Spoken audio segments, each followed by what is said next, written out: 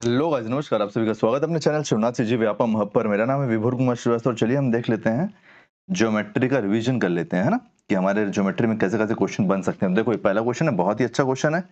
इसमें ए का मान ज्ञात करना है, ठीक है, और ए कहाँ पे है? ए है यहाँ पे।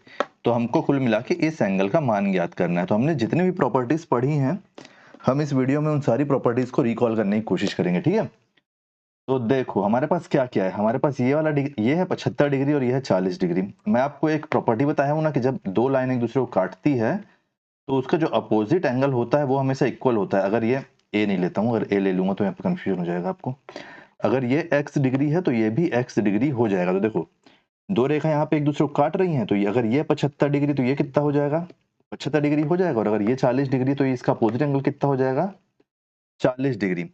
तो जब ये 40-40 डिग्री हो गया है, ये 75 डिग्री और ये 40 डिग्री हो गया है, तो अगर हम ये ट्रायंगल ले लेते हैं, इसको मान लेते हैं ए बड़ा है, इसको बड़ा बी और इसको बड़ा सी। तो हमको पता है कि एक ट्रायंगल के अंदरूनी सभी एंगल का मान कितना होता है? 180 डिग्री। 180 डिग्री होता है। देखो हमारे पास यहाँ पे क्या-क्या है, इसको अपन मान लेते हैं, ये ए है ना, इसको अपन मान लेते हैं, इसको अपन मान लेते हैं एंगल बी, बी मान लेते हैं इसको, एंगल बी डिग्री, ठीक है। तो देखो ये क्या-क्या हो जाएगा, ये हो जाएगा 75 degree plus 40 degree plus B degree हो गया। तो देखो इन दोनों का टोटल कितना हो जाएगा? 115 हो जाएगा, और 115 जब इधर जाके माइनस होगा इससे, इसका टोटल कितना हो गया? 115 हुआ, 115 जब इससे जाके माइनस होगा तो ये कितना हो जाएगा? 65 डिग्री। 65 डिग्री हो गया आपका एंगल बी का मान। तो ये कितना हो गया? ये हो गया 65 डिग्री, है ना। बता रहा हूँ आपको, एक मिनट ना। देखो ये हुआ 65 डिग्री, ये 65 डिग्री हो गया। अब देखो, अब अगर ये 65 डिग्री है तो ये भी 65 डिग्री हो गया ऊपर वाला, लेकिन हमको ये नहीं पूछा, हमको साइड वाला एंगल पूछा। तो एक और प्रॉपर्टी है कि सीधी रेखा पर बनने वाला कोई कोण हमेशा 180 डिग्री का होता है। कितने डिग्री का होता है? 180 डिग्री। और देखो ये सीधी रेखा है, ये सीधी रेखा है, और इस पे एक कोण बन रहा है, ये कोण बन रहा है। तो ये 65 और प्लस ए कितना होना चाहिए? 65 डिग्री और प्लस ए डिग्री कितना होना चाहिए? ए डिग्री कितना होना चाहिए आपका? 180 डिग्री। तो अब आप 65 को ले जाके इधर इससे माइनस कर दो, तो क्या आ जाएगा? ये 115 डिग्री ही आपका सही आंसर आ जाएगा, ठीक है। ऑप्शन नंबर डी आपका सही आंसर हो जाएगा, ठीक है। चलिए नेक्स्ट क्वेश्चन देखते हैं, कहीं पे कोई डाउट होगा तो पूछ लेना। एक चतुर्भुज के विकर्ण चतुर्भुज की एक भुजा 25 डिग्री पर झुके हुए हैं, विकर्ण के बीच निर्मित होने वाला न्यून कोण, अच्छा क्या होगा? तो देखो हमको क्या बोल रहा है, ये एक चतुर्भुज है, एक चतुर्भुज पे विकर्ण बने हैं, तो ये विकर्ण होगा। इसको मान लो आप ए बी सी डी, ये विकर्ण है तो इसको ओ मान लो, इसका जो मीटिंग पॉइंट है इसको ओ मान लो, ठीक है। चतुर्भुज के एक भुजा पर 25 डिग्री झुके हुए हैं, अच्छा तो ये 25 डिग्री झुका हुआ है बोल रहा है। एक चतुर्भुज के विकर्ण चतुर्भुज की एक भुजा पर, ये एक भुजा पर 25 डिग्री झुके हुए, तो ये भी 25 डिग्री हो जाएगा, है ना। 25 डिग्री 25 डिग्री। तो देखो, और हमको यहाँ पे क्या बोल रहा है, विकर्णों के बीच निर्मित होने वाला न्यून कोण क्या हो जाएगा? देखो ये दो विकर्ण है, ये दो विकर्णों के बीच निर्मित होने वाला न्यून कोण बोल रहा है, मतलब हमको ये वाला कोण निकालना है। ये वाला कोण मान लो आप, है ना, या तो ये वाला कोण मान लो, या तो आप इसको भी मान सकते हो, लेकिन अपन इसको देख रहे हैं क्योंकि ये दोनों अपोजिट एंगल है ना, तो ये दोनों तो इक्वल हो जाएगा ना। तो आप दोनों में से कोई भी निकाल लो। तो हम न्यून कोण किसको ले रहे हैं? हम न्यून कोण ले रहे हैं इसको, इस वाले को। एक मिनट ना, इसको अपन न्यून कोण ले रहे हैं, इसको अपन न्यून कोण ले रहे हैं। तो देखो अगर आप मैं आपको फिर से वैसे ही बताता हूँ यहाँ पे कि एक ट्राइंगल है, ट्राइंगल के अंदर के तीनों कोण का मान 180 डिग्री। तो इन दोनों का मान टोटल कितना हो गया? इन दोनों का मान टोटल हो गया 50 डिग्री, और अंदर के तीनों कोणों का मान 180 डिग्री होना चाहिए। तो इस 180 डिग्री से जब आप 50 डिग्री घटा दोगे तो ये क्या निकल के आ जाएगा आपका? 130 डिग्री निकल के आ जाएगा। 130 डिग्री निकल के आ जाएगा ना, 130 डिग्री निकल के आ जाएगा। और ये देखो, ये सीधी रेखा पर बनने वाला कोण हो जाएगा, ये एक सीधी रेखा पर बनने वाला कोण है। तो जब ये 50 है, 130 है, और जब मैं यहाँ पे 50 डिग्री इसको रख लूंगा इसको, तो हमारा ये निकल के आ जाएगा ना 180 डिग्री। तो सीधी रेखा पर बनने वाला कोण भी 180 डिग्री। तो ऑप्शन नंबर बी आपका सही आंसर हो जाएगा, ठीक है। इसी का एक प्रॉपर्टी मैं आपको और बताता हूँ। यदि कोई ट्राइंगल है, यदि कोई ट्राइंगल है, ठीक है, और एक रेखा यहाँ पे खिंच गई बड़ी, तो देखो यहाँ पे भी ऐसी हो रहा है ना, ये देखो एक ट्राइंगल है यहाँ पे, अगर आप इसको ऐसे लेटा लेते हो तो ये एक ट्राइंगल आपका बन के आ जाएगा ना। देखो नीले लाइन से बताता हूँ, यहाँ से एक ट्राइंगल ऐसे बना, ये एक ट्राइंगल बना यहाँ तक, और इस ट्राइंगल पे झुका हुआ कोण ही तो हमको ये पूछा था ना। तो मैं आपको एक और प्रॉपर्टी बता रहा हूँ इसका, ठीक है। क्या प्रॉपर्टी? कि जब ये ट्राइंगल है और इसके सामने के दो कोण हैं, मान लो ये है ए स्क्वायर ए डिग्री और ये है बी डिग्री, तो इसका जो बाहरी कोण होगा ना वो हमेशा हो जाएगा आपका ए डिग्री प्लस बी डिग्री, ठीक है। इसके अपोजिट अगर दो एंगल दिए हुए हैं तो यहाँ पे देखो, यहाँ पे 25 है, यहाँ 25 है, तो अपन डायरेक्ट 50 निकाल लेते हैं इन दोनों का टोटल करके, लेकिन आपको और भी बेसिक पता होने चाहिए। नेक्स्ट क्वेश्चन, क्वेश्चन नंबर 3 कि 9 सेंटीमीटर, 40 सेंटीमीटर और 41 सेंटीमीटर लंबी भुजा वाले एक त्रिकोण के भीतर बने वृत्त की त्रिज्या क्या है। अच्छा, तो मान लो ये डॉट है, इसकी त्रिज्या हमको निकालना है, ठीक है, इसकी त्रिज्या हमको निकालना है। त्रिज्या मतलब आपका जो सर्कल होता है, सर्कल से यहाँ तक की दूरी। तो देखो हमको यहाँ पे क्या क्या दिया हुआ है, हमको यहाँ पे दिया हुआ है 9 सेंटीमीटर, 40 सेंटीमीटर, 41 सेंटीमीटर। अगर अपन ये राइट ट्राइंगल है और अपन इसका हाइपोटेन्यूज हमेशा क्या होता है, बड़ा होता है, तो ये 41 हो जाएगा, और इन दोनों में से कोई भी आप ले सकते हो, तो इसको आप ले लो 40, इसको आप ले लो 9, ठीक है। इतना हमारे पास निकल के आ गया, तो इसका हम एरिया निकाल सकते हैं ना यहाँ से। ये ट्राइंगल का एरिया क्या हो जाएगा, तो एरिया ऑफ ट्राइंगल कितना हो जाएगा आपका, half into base into height.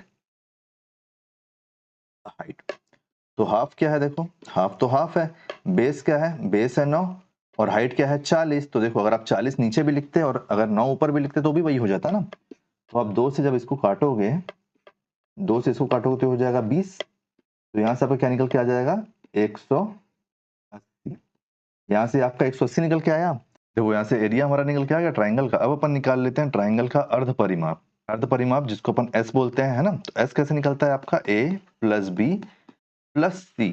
तो ट्राइंगल का आपका अर्ध परिमाप निकल जाएगा। इसको डिवाइड करोगे आप 2 से, ठीक है, एवरेज नहीं निकाल रहे हो, याद रखना, अर्ध परिमाप निकाल रहे हो। ये हो जाएगा 40, 41 प्लस 9 डिवाइड बाई 2। देखो ये हो गया 50, 50 40 90, 90 को और जब आप 2 से डिवाइड करोगे तो ये क्या निकल के आएगा, 45, 45 निकल के आएगा। तो हमारा यहाँ पर से त्रिज्या क्या निकल के आ जाएगी, क्योंकि त्रिज्या ये है ना, हमको यहाँ से यहाँ तक का चाहिए, यहाँ से यहाँ तक की दूरी चाहिए ना हमको, त्रिज्या यही तो है, आर, है ना। तो त्रिज्या हमारी कैसे निकल के आ जाएगी, कुछ नहीं करना है आपको, ट्राइंगल का जो एरिया है, एरिया ऑफ ट्राइंगल से जो अर्ध परिमाप है ट्राइंगल का उससे डिवाइड कर देना। तो एरिया कितना निकल के आया, देखो 180, और अर्ध परिमाप कितना है 45। तो जब आप इसको डिवाइड करोगे तो आपका ऑप्शन निकल के आ जाएगा 4। 4 आपका सही आंसर निकल के आ जाएगा 4 सेंटीमीटर। ऑप्शन नंबर डी आपका सही आंसर हो जाएगा, ठीक है। कहीं पे भी कोई भी डाउट होगा तो पूछ लेना। चलो नेक्स्ट क्वेश्चन क्या है, एक चतुर्भुज के दो कोणों में से प्रत्येक का मान, एक चतुर्भुज के दो कोणों में से प्रत्येक का मान 65 डिग्री है, दूसरे दो कोण भी बराबर हैं। अच्छा, इन कोणों का मान ज्ञात कीजिए। आप एक बात बताओ मेरे को, जब मैं सर्कल का बात करता हूं तो एक सर्कल जो है वो सर्कल हमेशा 360 डिग्री का होता है, ये आपको पता है ना। तो इस सर्कल को ही अगर मैं चौकोर कर दूंगा तो आपको ऐसा लगता नहीं कि एक डायग्राम ऐसा भी बन सकता है। तो इसीलिए आप हमेशा याद रखना कि अंदरूनी सभी एंगल, एक रेक्टेंगल के अंदर के सभी एंगल भी का टोटल कितना होता है, 360 डिग्री। ये आप हमेशा याद रखोगे, ठीक है। तो देखो दो कोण बराबर है, दोनों का कोण का मान 65 डिग्री है, तो ये हो गया 65 डिग्री, ये हो गया 65 डिग्री, और बाकी दोनों कोण भी बराबर है, तो ये हो गया ए डिग्री और ये हो गया ए डिग्री। अब हमारे पास क्या है कि इन सब का टोटल 360 डिग्री होना चाहिए। देखो 65 degree plus 65 degree plus A degree plus A degree equal to 360 degree, ये हमारा हुआ।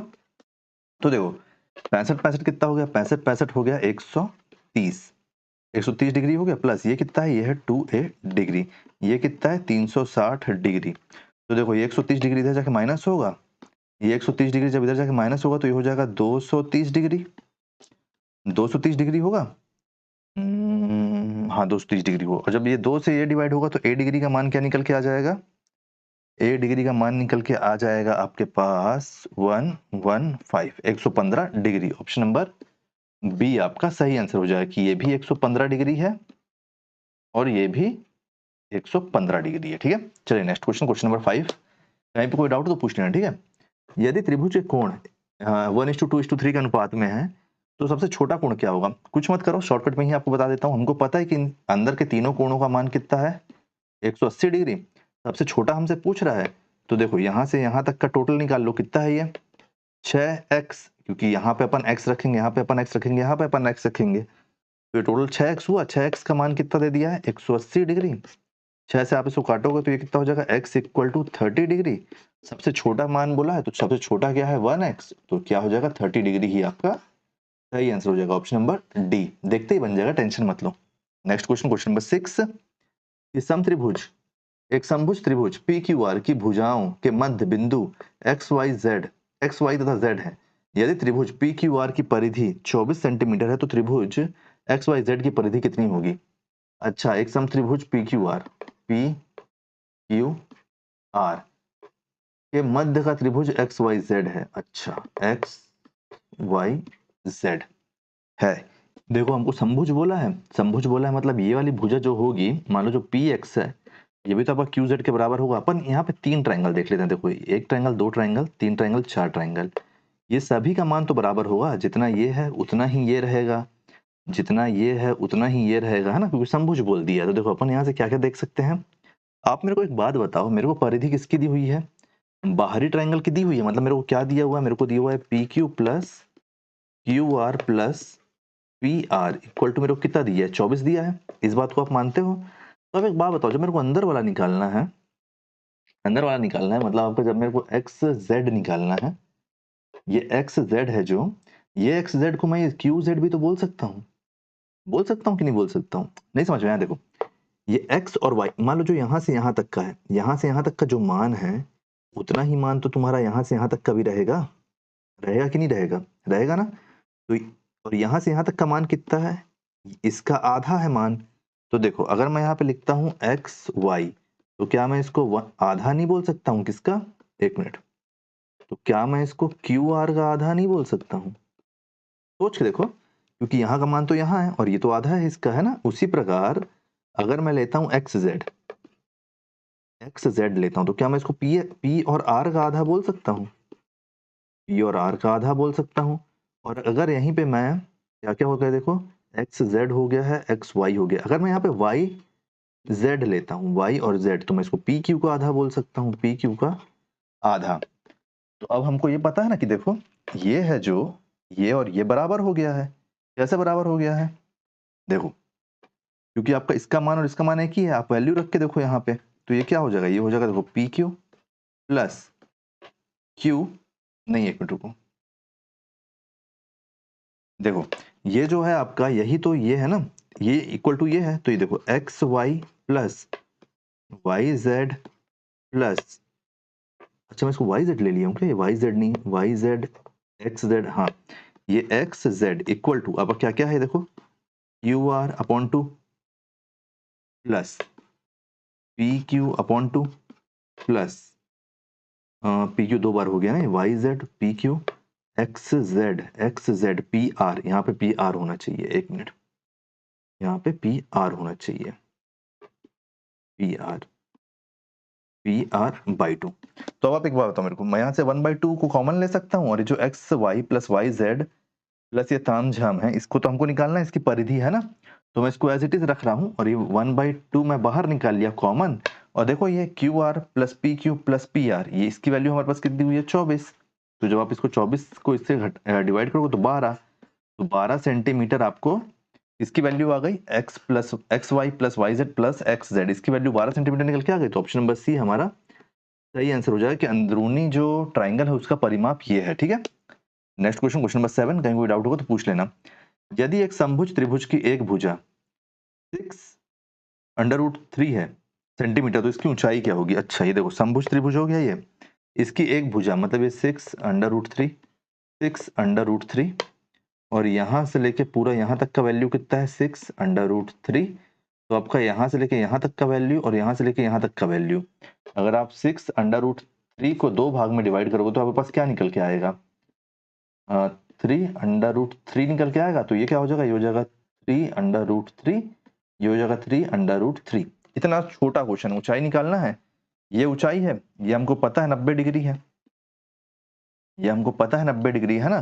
पाइथागोरस लगाओ सीधे, ये आपका हाइपोटेन्यूस है, तो ये हाइपोटेन्यूस आ गया यहाँ पे स्क्वायर इक्वल टू, ये आपका क्या है? 3√3, ये हो गया क्या? स्क्वायर प्लस आपका हाइट निकालना है, तो ये हाइट है, हाइट हमको पता नहीं, तो हाइट के लिए अपन लिख लेते हैं हाइट, HEIGHT।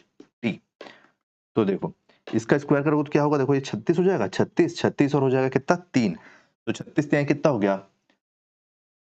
36 यहाँ कितना हो गया? देखो 36 इंटू 3 करोगे आप तो 90 और 18 हो गया 108, 108 माइनस इसको जब आप अंदर लेके आओगे तो हो जाएगा 3 3 जा 9 और ये हो जाएगा 3 27, ये हो जाएगा 27 है ना, इक्वल टू, अच्छा हाइट का भी तो स्क्वायर होगा ना, हाइट का भी तो स्क्वायर होगा, तो ये हाइट का स्क्वायर, तो ये कितना हो गया, यहाँ से क्या निकल के आया आपके पास, यहाँ से आपके पास निकल के आ गया 81, यहाँ से 81 निकल के आया, और यहाँ पे क्या है, हाइट का स्क्वायर, दोनों को अंडर रूट में डालो, दोनों को अंडर रूट में डालो, तो क्या निकल के आया, यहाँ से निकल के आया 9 सेंटीमीटर इक्वल टू हाइट,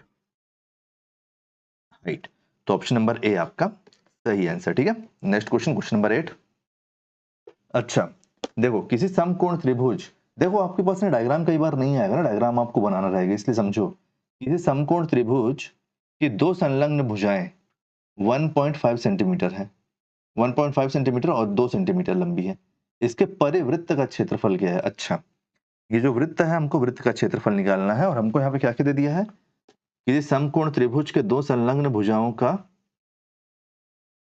भुजाएं आपकी 1.5 सेंटीमीटर और 2 सेंटीमीटर, तो अपन ये मान लेते हैं कि ये वाली जो भुजा है, ये वाली जो भुजा है ये है आपका 1.5 सेंटीमीटर, और जो ये वाली भुजा ये है आपका 2 सेंटीमीटर। यहां से लेके यहां तक की जो डिस्टेंस है, ये हमारे ट्राइंगल के लिए क्या है, हाइपोट्यूनस, लेकिन यही हमारे सर्कल के लिए क्या है, डायामीटर। और डायामीटर क्या होता है, डायामीटर होता है, सॉरी, डायामीटर क्या होता है, डायामीटर होता है, डायामीटर का जब आप आधा करोगे तो आपका रेडियस निकल के आ जाएगा, है ना। तो ये तीन चीज हमको यहाँ से पता चल गई। आप एक बार बताओ मेरे को, ट्राइंगल का हाइपोटेन्यूज अपन निकाल सकते हैं, निकाल सकते हैं ना। देखो हाइपोटेन्यूज कैसे निकलता है, स्क्वायर इक्वल टू, कैसे निकलता है हाइपोटेन्यूज, आपका जो बेस है मान लो 90 डिग्री है, ये आप मान लो इसको बेस मान लो, ये बेस क्या है, बेस है 2 सेंटीमीटर, तो 2 का स्क्वायर प्लस 1.5 का स्क्वायर, आप करो इसको, देखो यहाँ से क्या आएगा, यहाँ से आ जाएगा हाइपोटेन्यूज का स्क्वायर इक्वल टू, यहाँ से आ जाएगा आपका 4 आएगा ना, और 1.5 है जो, 1.5 का स्क्वायर कैसे होता है, 15 का स्क्वायर कितना होता है, 225 होता है, तो आपका 1.5 का स्क्वायर कितना हो जाएगा, 2.25, तो आपका आ, आ, आ, कर लो, ऐसा कर लो कि मैं अभी ही इसमें रूट लगा दूं, नहीं चलो ठीक है, कोई दिक्कत नहीं है ना।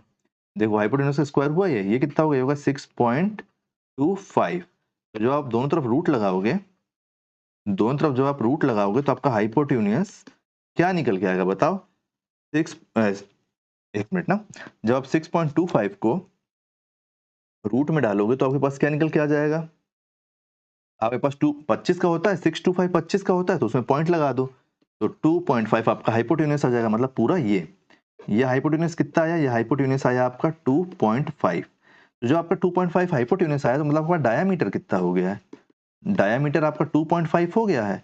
जब आप इसका आधा करोगे डायामीटर का, तो आपका क्या निकल के आ जाएगा, रेडियस, रेडियस ही तो निकल के आएगा ना, मैं आपको बताया ना डायमीटर का आधा रेडियस होता है, तो पॉइंट पॉइंट में गेम चले जाएगा, तो अपन इसको काटते नहीं, अपन एक काम करते हैं, अपन ना, आप इसमें ऊपर भी इंटू 2 कर दो, नीचे भी इंटू 2 कर दो, इससे क्या होगा, ये एक फिगर बन जाएगा, क्या, 5/2, 5/2 होगा। अब हमको परिवृत्त का क्षेत्रफल निकालना है, क्षेत्रफल का area of circle, area of circle, ये क्या होता है, area of circle, pi R square, तो देखो पाई कितना है 22/7, और स्क्वायर कितना है 5/2, 5/2, तो देखो ये 2 से जाएगा, ये कितने बार में, 11 बार में, 2 से 11 बार में चले जाएगा, पॉइंट में है ना आंसर, तो ये हमारा कितना निकल के आएगा यार, यहाँ से ये आपका लगभग लगभग हो जाएगा, मान लो आप 11 इंटू 25 कर लोगे आप, 5 5 25, 25 इंटू 11, ये हो जाएगा करीब 275,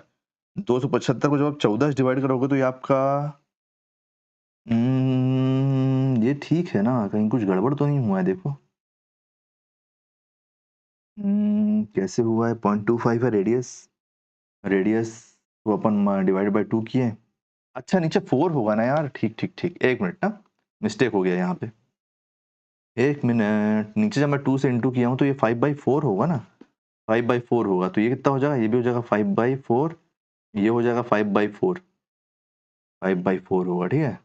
तो ये, एक मिनट रुको यार, मेरे पास जगह का भी तो दिक्कत हो गया है, इसको हटाओ यहाँ से, यहाँ तक आपको समझ में आ गया था ना, इसको मैं एक बार स्क्रीनशॉट ले लो, मैं इसको हटा रहा हूँ, ले लिया स्क्रीनशॉट, इसको मैं हटा रहा हूँ। इसको हटा के आराम से लिखता हूं। अब क्या होगा, देखो सर्कल के एरिया का फॉर्मूला क्या होता है, तो एरिया ऑफ सर्कल कितना होता है, देखो पाई आर स्क्वायर होता है, लेकिन हमारे पास क्वेश्चन में पाई दिया हुआ है तो अपन पाई को नहीं खोलेंगे, अपन पाई को एज इट इज रहने देते हैं। आर हमारे पास क्या है, आर है हमारे पास 5/4 का स्क्वायर, तो देखो कितना हो जाएगा 25/16, 25/16 पाई, तो 25/16 कितना हो जाएगा, 25/16 हो जाएगा आपका 1.56, 1.56, ये देखो यहाँ हमारे पास 1.5625 पाई आपका सही आंसर हो जाएगा, आंसर नंबर सी आपका सही आंसर हो जाएगा, ऑप्शन नंबर। ठीक है, ये सारे क्वेश्चन आपसे बनेंगे, आप बिल्कुल भी टेंशन मत लो, आराम से बस क्वेश्चन सॉल्व करना। ठीक है, चलो नेक्स्ट क्वेश्चन देखते हैं, क्वेश्चन नंबर 9। क्वेश्चन नंबर 9 क्या बोल रहा है कि त्रिकोण ए बी, देखो जितना लंबा क्वेश्चन दिख रहा है ना उतना इजीली बनेगा। त्रिकोण ए बी सी, ये ए बी सी में बिंदु एम पक्ष साइड ए बी पर है, ए बी पर एम है और एन ए सी पर है, एन ए सी पर है। ठीक है, हाँ, इस प्रकार की बी एम एन सी, अच्छा बी एम एन सी एक समलंब बनते हैं। ठीक है, एक समलंब बन गए, पक्ष साइड एम एन, ठीक है एम एन, और पक्ष साइड बी सी, अच्छा पक्ष साइड एम एन और पक्ष साइड बी सी का अनुपात 7:9 है। ठीक है, ये है अगर 7 तो ये है 9। त्रिकोण ए एम एन, त्रिकोण ए एम एन मतलब ये वाला त्रिकोण, ये वाला त्रिकोण के क्षेत्रफल और समलंब बी एम एन सी के क्षेत्रफल का अनुपात की गणना करो। अच्छा बी एम एन सी इसके क्षेत्रफल के अनुपात की गणना करो। ऐसा क्वेश्चन जब भी आएगा ना, आंख बंद करके तुम लोग पहले एक क्राइटेरिया क्रिएट कर लेना अपने हिसाब से। देखो ए एम एन बोला है अपॉन क्या बोल दिया है, B M N C, B M N C बोला है तो बी एम एन सी। अब देखो हमारे पास ए एम एन के पास क्या है, ए एम एन के पास एम एन है नीचे, तो ये हो गया एम एन इक्वल टू, अपन यहाँ पे बैलेंस कर रहे हैं। ठीक है, यहाँ पे क्या है बी सी, बी सी, कुछ मत करो, क्षेत्रफल का अनुपात बोला ना, क्षेत्रफल हमेशा किसमें होता है, स्क्वायर में होता है, तो आप यहाँ पे स्क्वायर लगा लो। क्यों लगाए हो स्क्वायर, क्योंकि हमेशा स्क्वायर में एरिया हमेशा स्क्वायर में रहता है। ठीक है, तो देखो A M N upon B M N C, इसी का पूछा है ना, तो देखो एम एन कितना दिया हुआ है, 7 दिया हुआ है, 7 का स्क्वायर करो तो कितना हो जाएगा 49, नीचे क्या हुआ है दिया हुआ है 9, तो 9 का स्क्वायर करो तो क्या हो जाएगा 81। अब ये किससे कट रहा है, देखो 7 से कट रहा है, देखो 7 सत्ते 49, और ये किससे कटेगा 7 से, 7 एकम 7 और 7 तिहाई 13, 7 तिहाई 13 ये कट रहा है, 7:13 आपका सही आंसर होना चाहिए। 7:13 आंसर है, नहीं है, लेकिन देखो ये है ना 49/81, मतलब एक काटा नहीं है, तो ऑप्शन नंबर डी ही आपका सही आंसर हो जाएगा। ठीक है, काटा नहीं है, वो आपको सिंपल सिंपल लिख के दे दिया है, तो हम इसको यहाँ से हटा देते हैं, अपन इसको डायरेक्ट ले लेते हैं 49/81। ठीक है, ऐसी क्वेश्चन बनता है, जितना लेंदी दिखेगा आपको उतना लेंदी रहेगा नहीं। सेम क्वेश्चन ये भी है, नहीं चलो बता देता हूं, यदि देखो ए बी सी, तो देखो ए बी सी और एक्स वाई जेड, तो ये एक्स वाई जेड, देखो जैसे एबीसी ऐसा लिखा है, अपन अगर एबीसी ऐसे लिए तो अगर एक्स वाई जेड लिखा तो एक्स वाई जेड भी ऐसे ही लेंगे। ठीक है, और कोण बी ए सी 55 डिग्री है, कोण बी, ये देखो बी ए सी ये 55 डिग्री है, तो कोण जेड एक्स वाई मतलब ये वाला कोण क्या होगा, क्या होगा एक बार बताओ, जब मेरे को दोनों ट्राइंगल ही इक्वल है तो इसका कोण भी तो इक्वल होगा, तो सिंपल आंसर 55 डिग्री ही आपका सही आंसर हो जाएगा। ठीक है, तो देखो लॉजिक पे जाओ, लॉजिक पे जाओ, जैसे ये फॉर्मूला वो फॉर्मूला, कोई मतलब नहीं है फॉर्मूला याद करने का। ठीक है, लॉजिक पे खेलो, ऑप्शन नंबर सी आपका सही आंसर हो जाएगा। और गाइस इसी का पार्ट मैं आगे लेके आने वाला हूँ, अभी शोर बहुत हो रहा है बाहर, तो इसको अपन थामते हैं यहीं पे। नेक्स्ट पार्ट के लिए आप वेट कीजिए, इसका नेक्स्ट पार्ट कल सुबह अपलोड हो जाएगा। ठीक है, अगर वीडियो पसंद आया तो वीडियो को लाइक कीजिए, वीडियो को शेयर कीजिए, आने वाले वीडियो के लिए चैनल बने रहिए, चैनल को सब्सक्राइब कीजिए, चैनल पर जाके पीवाईक्यू जरूर चेक कीजिए, कंप्यूटर का पीवाईक्यू भी चल रहे हैं उनको भी चेक कीजिए, मैथ्स के पीवाईक्यू उनको भी चेक कीजिए टॉपिक वाइज। Thank you.